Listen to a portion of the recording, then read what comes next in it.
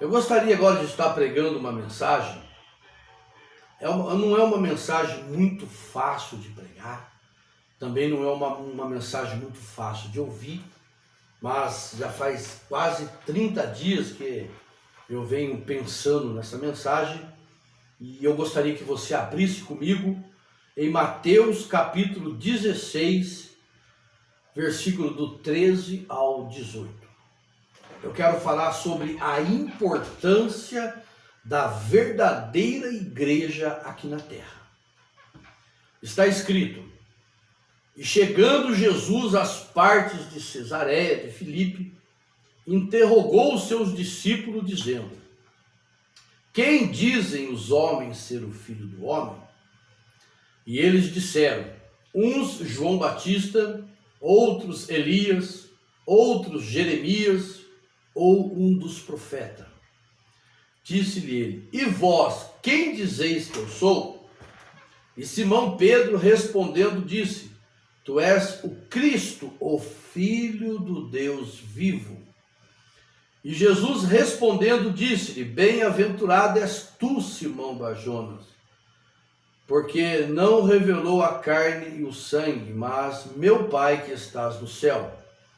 Pois também eu te digo que tu és Pedro, e sobre esta pedra edificarei a minha igreja, e as portas do inferno não prevalecerão contra ela. Nós sabemos que existe muita confusão, né? Desde quando Jesus, 100% homem, 100% Deus, veio na terra trazer o reino do céu, existe muita confusão sobre a verdadeira igreja de Deus, né? E lá atrás também tinha essa confusão. Quando Jesus pergunta, né, quem diz os homens ser o Filho do Homem? E eles disseram, uns diz que é João Batista, outro Elias, outro Jeremias, ou um dos profetas, né? Aí ele vai para Pedro e diz: e tu? Né? Tu, quem diz que sou eu? E Pedro ele responde: tu és o Cristo, o Filho do Deus vivo, né? E Jesus olha para ele e diz: bem-aventurado és tu, Simão, porque não te revelou carne e sangue, mas meu Pai que está no céu.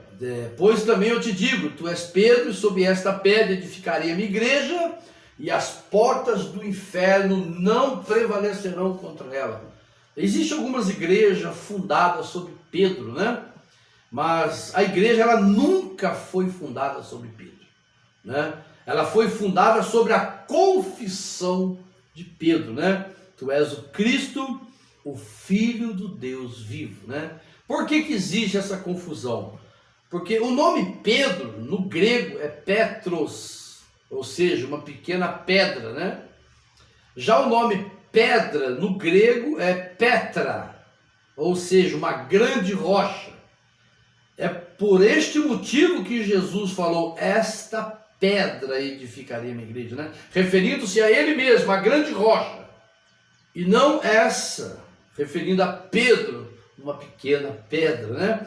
A igreja nunca foi fundada sobre Pedro, e sim sobre a confissão de Pedro: tu és o Cristo, o Filho do Deus vivo, né? O próprio Pedro reconhece que Jesus Cristo é o cabeça, né? Quando ele diz lá em Atos, capítulo 4, verso 11 e 12: este Jesus é a pedra que vocês, construtores, rejeitaram, e que se tornou a pedra angular. Não há salvação em outro nome, pois debaixo do céu não há nenhum outro nome dado aos homens pela qual devemos ser salvos. Tá vendo? Pedro, ele reconhece que Jesus é a pedra angular e que também não existe outro meio de salvação a não ser através de Jesus Cristo.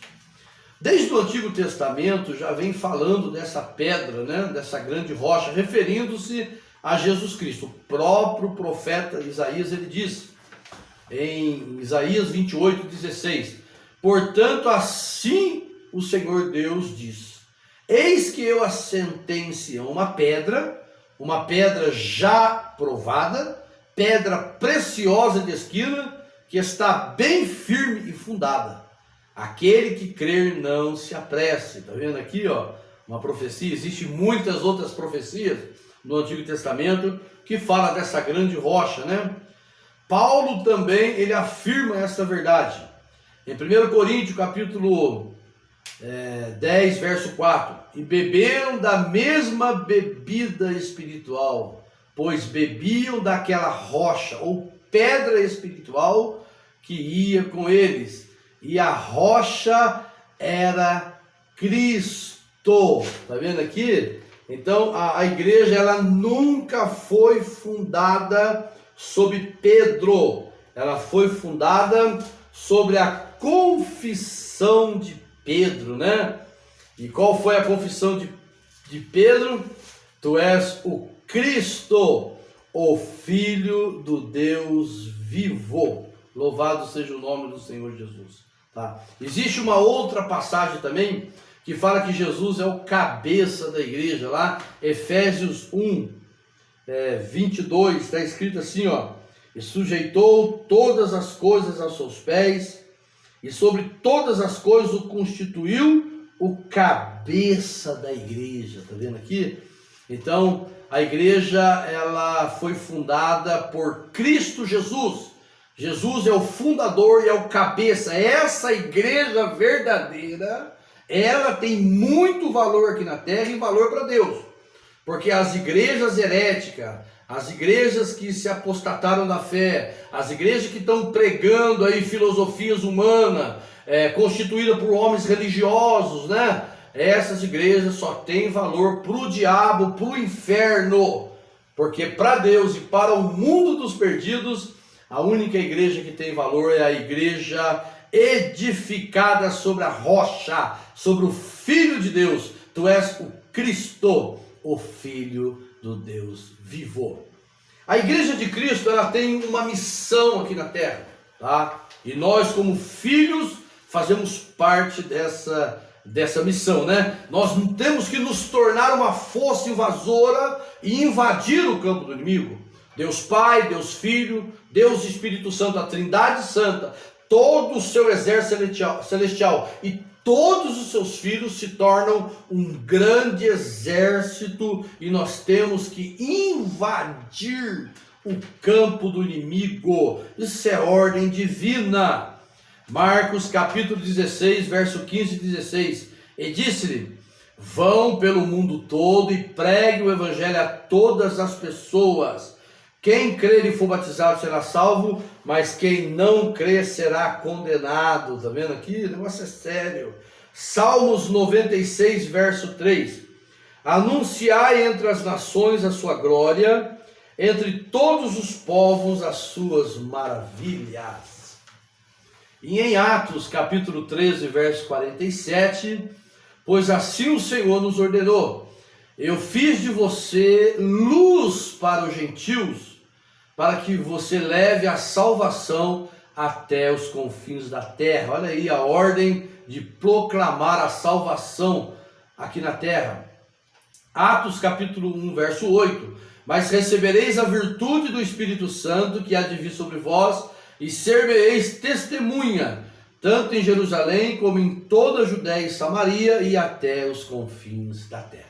Existem muitos outros versículos que são verdadeiras ordens divinas para que a igreja ela avance, ela invada o campo do inimigo em busca das almas perdidas. Essa ordem é divina. E a nossa resposta tem que ser a mesma resposta que foi do profeta Isaías. Isaías capítulo 6, verso 8. Depois disso ouvi a voz do Senhor que dizia: quem enviarei? Quem há de ir por nós? Olha aí a Trindade Santa, nós, Deus Pai, Deus Filho, Deus Espírito Santo, dizendo a você: quem há de ir por nós? Ele disse ao profeta Isaías. E a resposta do profeta Isaías: então disse eu, eis-me aqui, envia-me a mim. Tá? Então essa foi a resposta. A igreja que somos nós temos esta ordem do Mestre Jesus, nos tornar uma força invasora Nós temos que invadir o campo do inimigo. Nós não podemos ter medo, não podemos nos acovardar, não podemos reter a nossa espada, não podemos rejeitar esta obra. Não podemos ter medo, porque Jesus disse em Mateus 16:18 que as portas do inferno não irão prevalecer contra nós. A igreja é a instituição mais importante que tem no mundo. Ela trabalha no resgate das almas perdidas.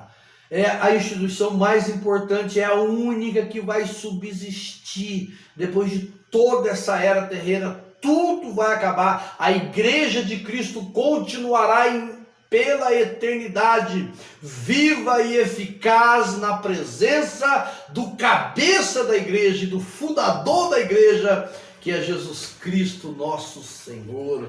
Louvado seja o nome. Escuta uma coisa que eu vou dizer sério. Nós somos almas eternas. Você nunca vai deixar de existir, tá bom?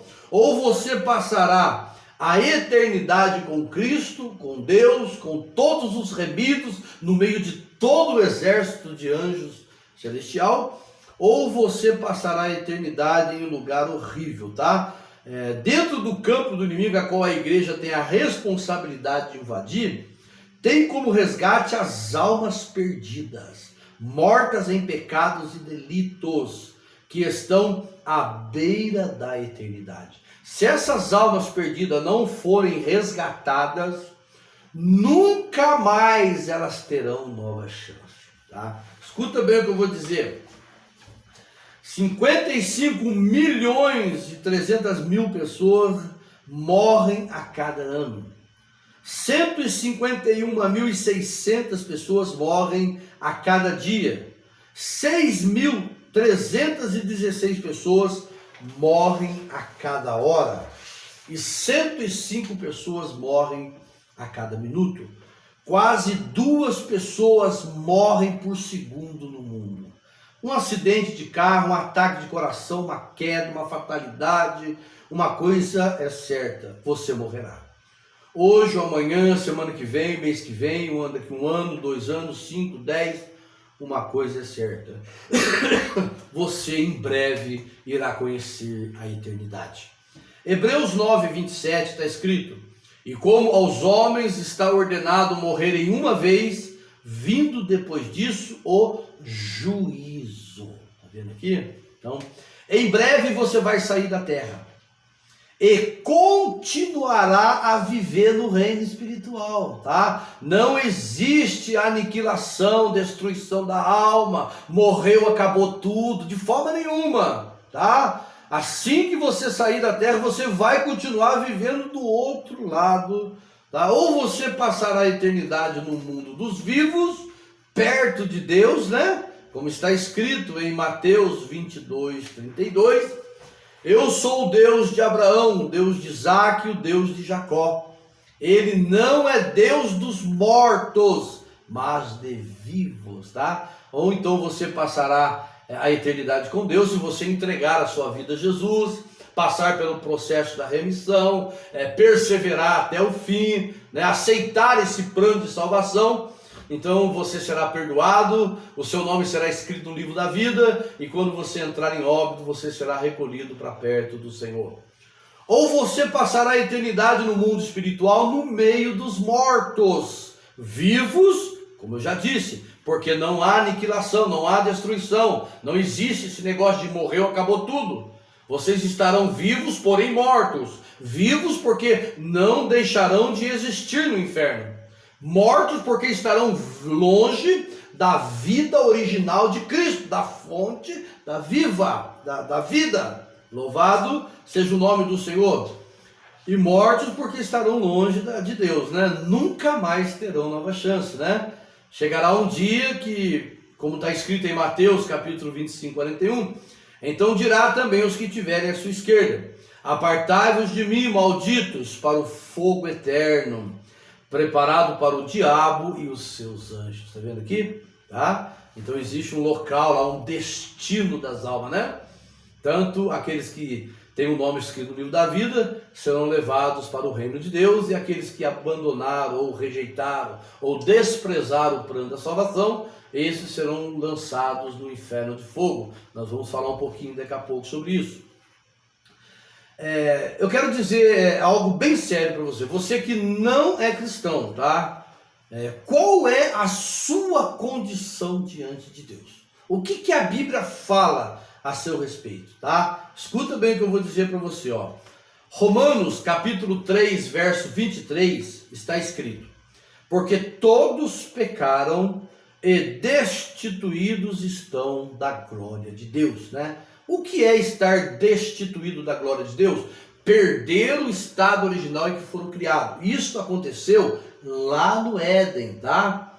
Todos pecaram.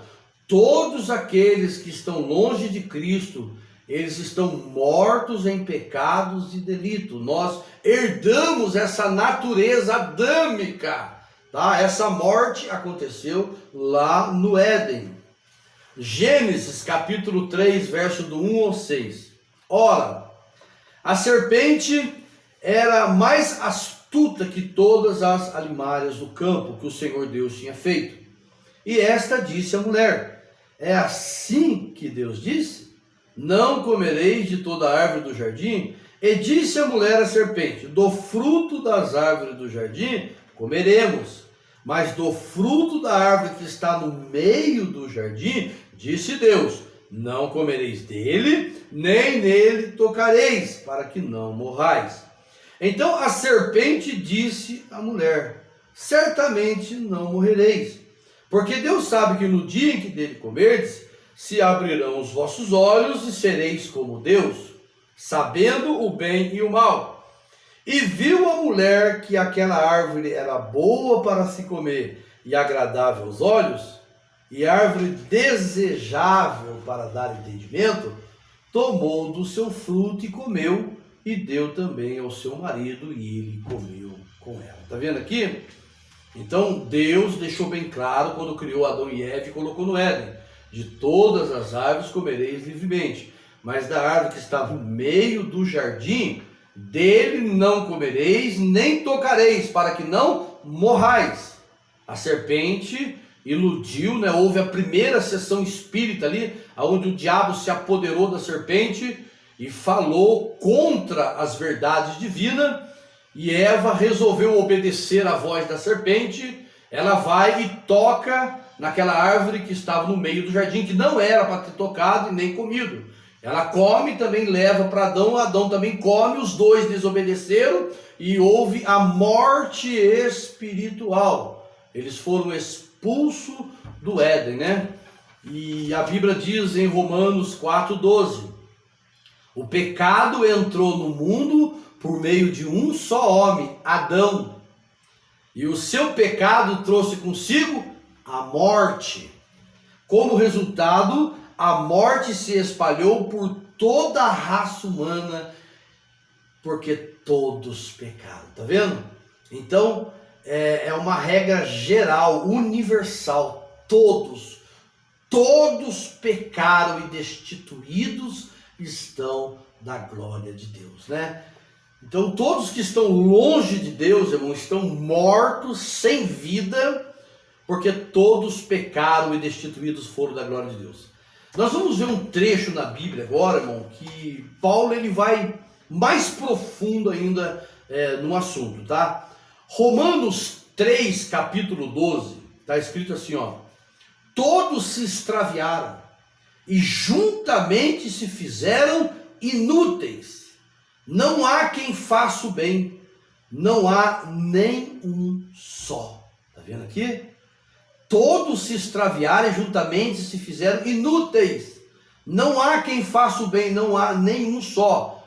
É uma regra geral, inclui toda a raça humana, todos que estão na terra. O que significa extraviar na Bíblia? Adjetivo que se perdeu no caminho, que se extraviou, que está perdido, desencaminhado, né? Se perdeu. Inútil. Toda a raça humana é como um montão de matéria em estado de putrefação. Isso é mais forte que a gente vai ouvir agora, tá? Então a Bíblia diz que todos pecaram e destituídos foram da glória de Deus. A Bíblia diz que todos se extraviaram e juntamente se fizeram inúteis. Inúteis passa a seguinte expressão para nós. Toda a raça humana é como um monte de matéria em estado de putrefação. Tá? O que significa putrefação? Processo de decomposição que sofre os corpos quando os mesmos já estão, não se encontram vivos, né? Decomposição que sofrem os corpos orgânicos depois de mortos, ação ou resultado de putrefazer ou putrefazer-se, apodrecimento, tá? Então toda a raça humana, todos os seres humanos sem Deus está mortos e em processo de decomposição, de apodrecimento. Esta é a condição do homem sem Deus, morto e em processo de putrefação ou decomposição. Vamos ler Romanos 3, do 10 ao 18. Olha o que a morte gera na alma humana.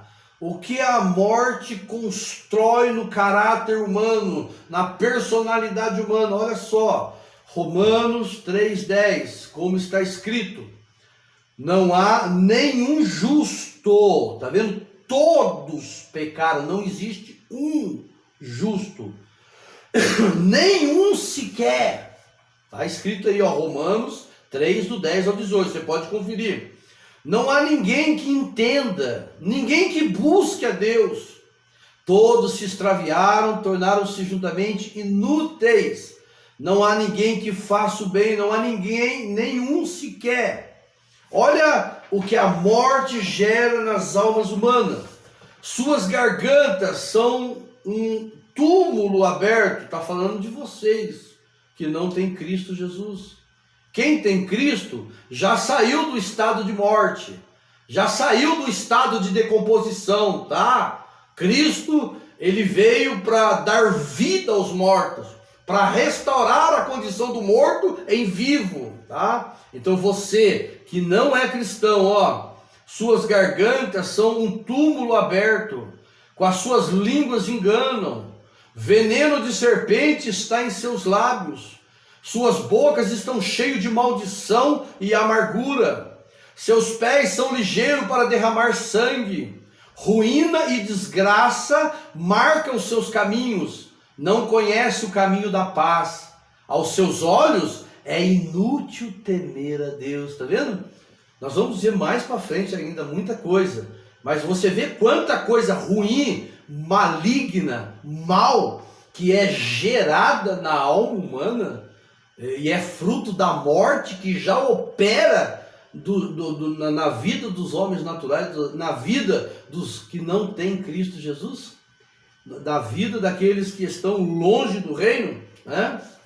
Agora, vamos ver o que seria o homem em decomposição, né? Estando vivo, porém morto em pecados e delitos, né? A Bíblia deixa claro, irmão, tá? Que toda a raça humana, todos aqueles que estão longe de Cristo, estão mortos em pecados e delitos, destituídos foram da glória de Deus, se extraviaram, se tornaram inúteis, tá? Existem muitas outras passagens que Deus chama, que o próprio Jesus, ele chamou os homens de mortos, tá? Em Apocalipse, por exemplo, 3:1, está escrito, irmão: eu sei as suas obras, que tem nomes de que vive, mas está morto, tá?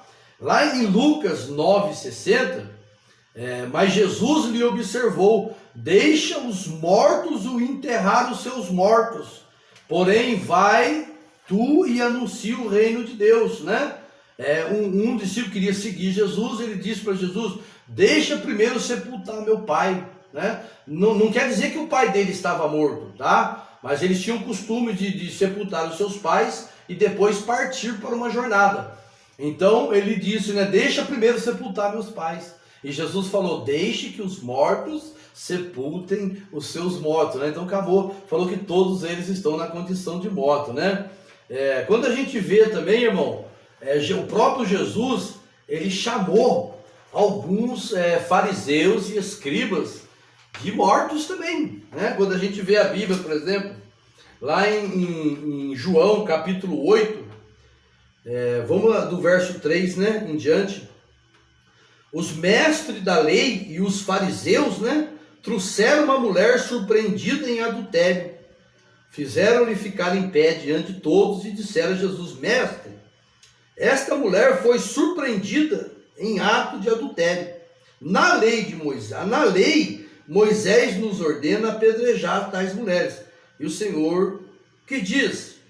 Eles estavam usando essa pergunta como armadilha, a fim de terem uma base para acusá-lo, né? Olha para você ver, as intenções dos escribas, dos fariseus, dos homens religiosos, né? Eram uma ocasião contra a pessoa do Filho de Deus, né? Imagina o estado interno dele, né? Jesus fala, né?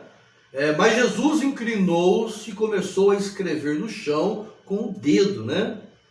Visto que continuava a interrogá-lo, se levantou e disse: se alguns de vocês estivessem em pecado, seja o primeiro a tirar pedra contra ela. Inclinou-se novamente e continuou a escrever no chão, né?